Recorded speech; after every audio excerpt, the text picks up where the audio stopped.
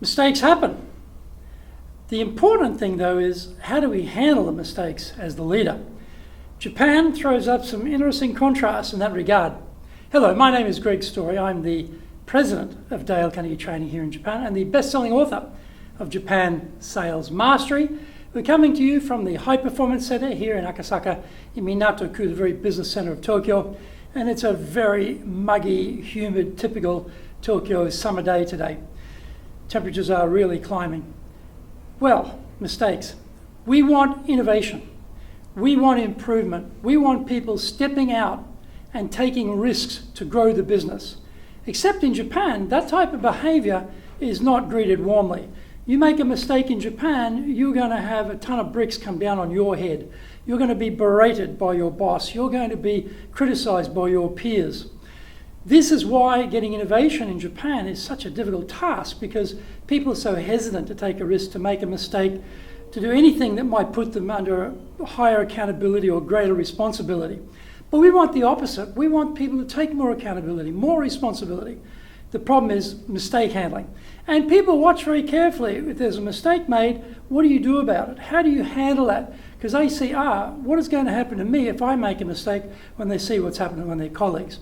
So the first thing is to think about what's our general approach to mistakes. We should have a philosophy, we should have a methodology on this, and there's a couple of simple ones. First thing is, well, we need to check exactly what's going on. Often we can be told what happened. It may not be entirely correct. Check exactly what happened. Get the facts first. Make sure we're clear on exactly what happened as far as we can tell. Then we bridge it with the person who is going to be responsible for that mistake. But we do that in a couple of ways. One is, we may perhaps not get around to talking about the mistake directly. We don't accuse them. We might talk about it in general terms and then see if they bring it up, see if they get a chance to volunteer and talk about what happened. So we're not confronting them. Or another way might be to talk about our own mistakes. We might talk about, when I was doing this in my career, I had this problem and this came up, to show them that we're all human, to show them that everyone makes mistakes. Then what we're looking for is that person to take responsibility to own up the mistake. It's going to be very rare that a person will not know that they've made a mistake. That would be very unlikely. They know. They feel bad. They feel responsible. They feel shy. They feel worried about what's going to happen. So the first thing is we've got to come into it very gently. Now, if they accept that they've made the mistake, now they're feeling diminished. They're feeling less confident. But we need that confidence to come back up. We need them to step out of their comfort zone. We need them to go forward. We've got to talk about mistakes are a part of learning. Mistakes are not fatal. We want innovation. Innovation is a messy process. Okay, this didn't work. What do you think we could do about it? Now, this is important. Don't tell them what to do about it. Ask them, okay, how can we recover from this? What do you think we could do? We're looking for ownership. We're looking for their ideas. They are more likely to execute on their ideas than anything that we start telling them what to do. So we're looking for some ownership here, give them a chance to recover, give them a chance to work out a solution. What's gone wrong? Why did it go wrong? What are the many things we could do to solve this problem? What's the best solution?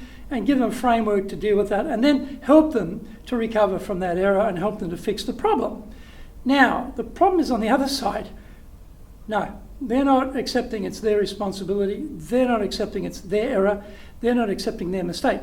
This is the risk aversion part of Japanese culture, and people are used to being blamed, so they don't want to take any blame. They feel, if I own up to this, it's going to be very bad for me. We have to assure them that this is a messy process. Innovation, mistakes will happen. We understand that. We see it as part of the growth. So they can feel more comfortable about accepting that it was their error. But if they still don't do that, then we have to go through in very great detail and get them to see that actually, yes, this is your error. Yes, you have to take responsibility. Yes, there may be some penalties, but this is not the end of your career. This is just a step in the way. Yes, we have to take some action about this, but it's not going to finish your career with us. And so they realise, yes, well, I did make a mistake. I do have to take responsibility for that. Yes, there may be penalties for that, but it's not the end of my career. If they are really, really reluctant to take any responsibility, they are in total denial, then we have to have another conversation with them about their future in the company, because we have to have people here who take responsibility, who are accountable for what they do. We are going to help them to recover as much as we can. But if they are point blank, just not going to accept that accountability, not accept the responsibility, we have to ask the question, is that the type of person we want in our organisation? And I can assure you, their colleagues will not be happy about that type of person not taking accountability and trying to stay in the organisation. A lot of peer pressure will mount on that person to leave. And so this would be the worst case scenario. We don't want that. We want to help them to recover. We want to help to restore their confidence and help them to go forward. But this will happen on occasion, a rare occasion, it will happen. But remember, this is driven by fear. This is driven by this risk aversion. This is driven by, if I take responsibility, I'll get sacked type of idea. You've got to assure them that's not the case. That is not the case. This, it's not going to work out like that because we run things differently here. The culture here is growth. The culture here is come out of your comfort zone. The culture here is innovation. Innovation is a messy process. We know that. We accept that there will be mistakes. We are here to build people. We are here to help people.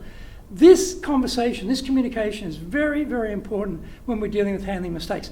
And if we do it this way, the chances are more likely we'll have less resistance, we'll have people recover more quickly, take more ownership, and move forward. And if we do that, our business will prosper.